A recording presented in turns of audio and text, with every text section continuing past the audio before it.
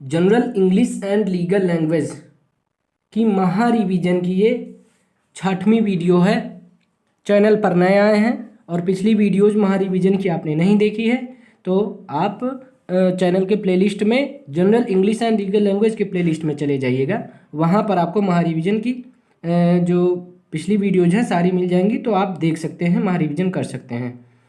तो और चैनल को सब्सक्राइब नहीं किया तो सब्सक्राइब कर लीजिए, साथ में बेल ऑन कर लीजिए नोटिफिकेशन पाने के लिए, और वीडियो को लाइक कर दीजिए, वीडियो को अपने दोस्तों के बीच शेयर कर दीजिएगा। तो चलिए वीडियो की शुरुआत करते हैं। पहला क्वेश्चन आपके सामने है, एफसी का पूर्ण रूप लिखें। ऑप्शन है आपके सामने, फॉरेन कमीशन, बी है फॉरमेन द कमीशन, सी है फाइनेंस कमीशन, डी है प्री कंप्यूटर। कौन सा ऑप्शन सही होगा यहाँ पर? तो यहाँ पर आपका सी ऑप्शन सही होगा, फाइनेंस कमीशन। देखिए चैनल पर नए आए हैं, आपने जो है पूर्ण शब्दों की जो जैसे एफसी है तो इसका पूर्ण रूप लिखें, तो इस तरह से जो कुछ इम्पॉर्टेंट है तो उनको जो है मैंने एक वीडियो में बना रखा है। अगर आपने वो वीडियो नहीं देखी तो वो वीडियो देख लीजिए, तो उसमें जितने भी मैंने बताया उनको आप देख लीजिए, जितने भी फुल फॉर्म्स हैं उनको देख लीजिए आप, तो आप जो है इसमें जो है आंसर कर पाएंगे। दूसरा क्वेश्चन आपके सामने, उत्पीड़न शब्द का हिंदी में प्रश्नवाचक वाक्य संरचना कीजिए। ए है आपके सामने, मध्यकालीन भारत में स्त्रियों का उत्पीड़न क्या आम था। बी है, मध्यकालीन भारत में स्त्रियों का उत्पीड़न आमतौर पर होता था। सी है, मध्यकालीन भारत में स्त्रियों का उत्पीड़न नहीं होता था। डी है, इनमें से कोई नहीं। तो यहाँ पर कौन सा ऑप्शन सही होगा? ए ऑप्शन सही होगा। यहाँ पर मध्यकालीन भारत में स्त्रियों का उत्पीड़न क्या आम था।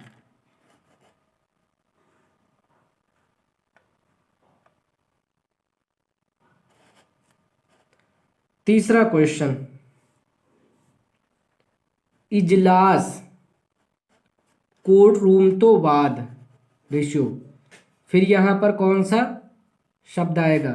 तो ऑप्शन है आपके सामने, वादी, बी है दावा, सी है प्रतिवादी, डी है मुद्दई। तो यहाँ पर आपका बी ऑप्शन सही होगा, दावा आएगा यहाँ पर। ठीक है। क्वेश्चन नंबर 4, विधिक शब्दावली में शामिल मिसल का अर्थ है। ऑप्शन है आपके सामने, मौका रिपोर्ट, बी है पत्रावली, सी है दावा और डी है वादी। तो यहाँ पर आपका बी ऑप्शन सही होगा, पत्रावली। क्वेश्चन नंबर 5, विधिक शब्दावली में मुद्दई शब्द का क्या अर्थ है? तो ऑप्शन है आपके सामने, मृत व्यक्ति, वादी, नेक्स्ट है वकील और नेक्स्ट है इनमें से कोई नहीं। तो यहाँ पर आपका कौन सा ऑप्शन सही होगा? यहाँ पर आपका हो जाएगा वादी। नेक्स्ट क्वेश्चन, क्वेश्चन नंबर 6, सत्रावसान और आहूत का कार्य कौन सा अधिकारी करता है? ऑप्शन है आपके सामने, राष्ट्रपति, बी है राज्यपाल, सी है गृह मंत्री और डी है ए और बी दोनों। तो यहाँ पर आपका कौन सा ऑप्शन सही होगा? तो यहाँ पर ए और बी दोनों सही होगा, मतलब राष्ट्रपति और राज्यपाल। 7 नंबर आपके सामने क्वेश्चन है, इंपॉर्टेंट क्वेश्चन है, आहूत समन का क्या अर्थ है? ऑप्शन है आपके सामने, सत्र को बुलाना, सत्र को समाप्त करना, सत्र की निरंतर कार्यवाही और डी है इनमें से कोई नहीं। तो कौन सा ऑप्शन सही हो सकता है यहाँ पर? तो यहाँ पर आपका ए ऑप्शन बिल्कुल सही होगा, मतलब सत्र को बुलाना। Next question, question number 8, important question है। क्वेश्चन 8 कह रहा है कि सामान्य अंग्रेजी एवं विधिक भाषा प्रश्न पत्र में एचसी का पूर्ण रूप बताएं। तो जिन्होंने पूर्ण रूप देख लिया है, पूर्ण रूप वाली या फुल फॉर्म्स वाली वीडियो देख ली है, वो आराम से यहाँ पर जो है टिक लगा पाएंगे सही। देखिए ए है हाई कोर्ट, बी है हेनरी क्राफ्ट्स फॉर काउंसिल, सी है हाउसिंग कॉरपोरेशन, डी है हिंदुस्तान कॉकपिट। तो यहाँ पर कौन सा ऑप्शन आपका सही होगा? तो यहाँ पर ए ऑप्शन सही होगा। एससी मतलब एससी का फुल फॉर्म होगा या पूर्ण रूप होगा high court. Question number 9, NGT national green tribunal किससे जुड़े मामलों की सुनवाई करके उस पर अपना निर्णय देती है? ऑप्शन है आपके सामने, व्यापार से, फिर उद्योगों से, नेक्स्ट है शिक्षा से, और मतलब डी है पर्यावरण से। तो कौन सा ऑप्शन सही होगा? पर्यावरण से, डी ऑप्शन सही होगा। क्वेश्चन नंबर 10 आपके सामने है, हिंदू नारी की वह संपत्ति जिस पर उसका पूर्ण स्वामित्व होता है कहलाती है। तो यहाँ पर आपका कौन सा ऑप्शन सही होगा? देखिए ऑप्शन है आपके सामने, छुपाया गया धन, बी है बचाया गया धन, सी है स्त्री धन, और डी है बचत का पैसा। तो कौन सा ऑप्शन सही होगा यहाँ पर? स्त्री धन, सी ऑप्शन। क्वेश्चन नंबर 11, धारा क्या है? ऑप्शन है आपके सामने, संसद द्वारा पारित अधिनियम के प्रमुख बिंदु, बी है अनुच्छेद के उपभाग, सी है संविधान द्वारा निर्मित, डी है ए और बी दोनों। तो भैया कौन सा ऑप्शन सही होगा यहाँ पर आपका? डी ऑप्शन, ए और बी दोनों, मतलब संसद द्वारा पारित अधिनियम के प्रमुख बिंदु और अनुच्छेद के उपभाग। क्वेश्चन नंबर 12, क्षेत्रीय इकाइयों राज्य का समूह स्वरूप क्या कहलाता है? देखो है 2 बार लिख गया, टाइप हो गया, तो यहाँ पर है 1 ही बार है, ठीक है। तो यहाँ पर कौन सा ऑप्शन सही होगा? तो ऑप्शन आपके सामने हैं, राज्य, केंद्र, संघ, देश की राजधानी।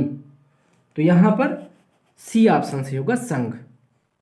क्वेश्चन नंबर 13, क्षतिपूर्ति को अंग्रेजी में क्या कहते हैं? ऑप्शन है आपके सामने, कंपनसेशन, बी है एसमेंट, सी है एबोलिशन, डी है अटेम्प्ट। तो कौन सा ऑप्शन सही होगा यहाँ पर? कंपनसेशन। क्वेश्चन नंबर 14, हिंदू दत्तक ग्रहण एवं भरण पोषण अधिनियम 1956 के अंतर्गत किन धाराओं में दत्तक ग्रहण से संबंधित विधि उपबंधित है? तो ऑप्शन है आपके सामने, धारा 3 से 15 तक, बी है धारा 4 से 16 तक, सी है धारा 5 से 17 तक, डी है धारा 9 से 25 तक। तो यहाँ पर कौन सा ऑप्शन सही होगा? तो यहाँ पर सी ऑप्शन सही होगा, धारा 5 से 17 तक। Next question, question number 15, important question है। देखो ये कई बार प्रश्न आपके एग्जाम में आया है। देखो जब लिखित पेपर होता था तब भी ये पेपर में आता था, एयर बहुत इंपॉर्टेंट है। सामान्य अंग्रेजी में विधिक भाषा प्रश्न पत्र में एयर का पूर्ण रूप निम्नलिखित में क्या होगा? जिसे वाद आप याद करो उसमें, तो उसमें जो है एयर लिखा रहता है, एयर इतना, ठीक है। तो वेरी इंपॉर्टेंट है ये एग्जाम पॉइंट। ए है ऑल इंडिया रिपोर्टर, बी है ऑल इंडिया रेडियो, सी है ऑल इंडिया रिसर्च, और डी है ऑल इंडिया राइट। तो यहाँ पर कौन सा ऑप्शन आपका सही होगा? All India reporter. Question number 16, विधेयक बिल क्या है? तो ऑप्शन है आपके सामने, संसद सदस्यों के निजी खर्चों से संबंधित बिल, बी है किसी भी कानून का निर्माण होने के पूर्व उसका प्रारंभिक स्वरूप, सी है संविधान में लिखित कानून, डी है दोनों सदनों द्वारा पारित व राष्ट्रपति द्वारा स्वीकृत बिल। तो यहाँ पर आपका कौन सा ऑप्शन सही होगा? तो यहाँ पर आपका बी ऑप्शन सही होगा, किसी भी कानून का निर्माण होने के पूर्व उसका प्रारंभिक स्वरूप। Next question, question number 17, write the full form of LLB। Option है आपके सामने, bachelor of laws, bachelor of labour laws law, C है basic liability of laws, D है नन ऑफ दीज। तो यहाँ पर कौन सा ऑप्शन सही होगा? यहाँ पर bachelor of laws. Question number 18, कुछ धाराएं जो कठोर होती हैं उनके प्रावधान को क्या लगाकर शिथिल किया जाता है? ऑप्शन है आपके सामने, ए है युक्तियुक्त, बी है परंतु, सी है मानहानि, डी है पक्षद्रोही। कौन सा ऑप्शन सही होगा? तो यहाँ पर आपका बी ऑप्शन सही होगा, परंतु। क्वेश्चन नंबर 19, सत्रावसान से क्या अभिप्राय है? ऑप्शन है सत्र की समाप्ति, बी है सत्र को बुलाना, सी है सत्र का मध्यांतर, डी है सत्र की निरंतर कार्यवाही। तो यहाँ पर आपका कौन सा ऑप्शन सही होगा? ए, सत्र की समाप्ति। क्वेश्चन नंबर 20, पीठासीन अधिकारी किसे कहते हैं? Presiding officer. ऑप्शन है आपके सामने, तत्कालीन समय में पद पर आसीन, बी है पूर्व अधिकारी, सी है अप्रत्यक्ष रूप से प्रमुख का कार्य करने वाला, और डी है इनमें से कोई नहीं। तो यहाँ पर आपका कौन सा ऑप्शन सही होगा? ए, तत्कालीन समय में पद पर आसीन।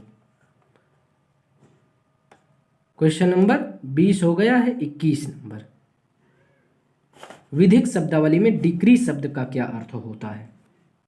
ऑप्शन है आपके सामने, कोर्ट द्वारा कुर्की, बी है सिविल प्रक्रिया में कोर्ट का आदेश, सी है दुपहिया वाहन की डिक्की से बरामद सामान, और डी है इनमें से कोई नहीं। कौन सा ऑप्शन सही होगा यहाँ पर? सिविल प्रक्रिया में कोर्ट का आदेश डिक्री शब्द का अर्थ है, याद रखिएगा, इंपॉर्टेंट है।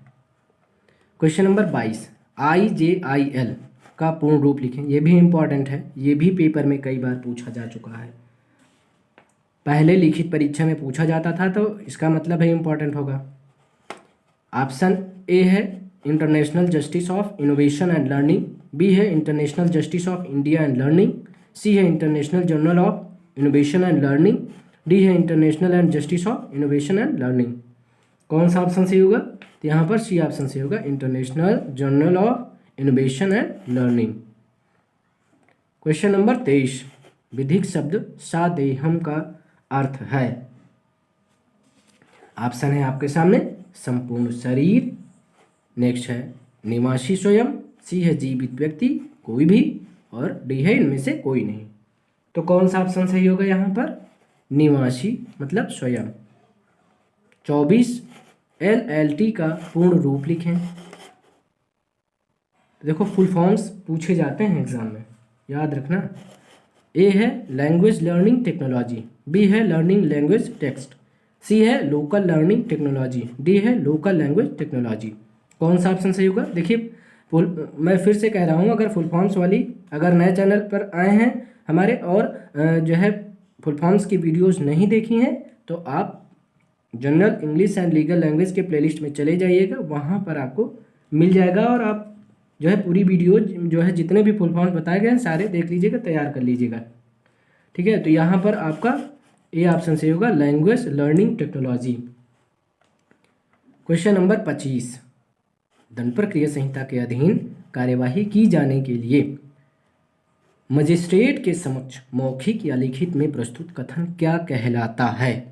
ऑप्शन है आपके सामने, आपराधिक षड्यंत्र क्रिमिनल कॉन्स्पिरेसी, बी है संज्ञेय अपराध कॉग्निजिबल ऑफेंस, सी है परिवाद कंप्लेंट, और डी है परंतु प्रोविशो। तो कौन सा ऑप्शन सही होगा यहाँ पर? परिवाद कंप्लेंट। तो आज के लिए बस इतना ही, आज के लिए बस इतना ही। चैनल पर नया है, सब्सक्राइब अभी तक नहीं किया कर लीजिए, बेल ऑन कर लीजिएगा नोटिफिकेशन पाने के लिए, और वीडियो को लाइक कर दीजिए और वीडियो को अपने दोस्तों के बीच शेयर कर दीजिए। धन्यवाद।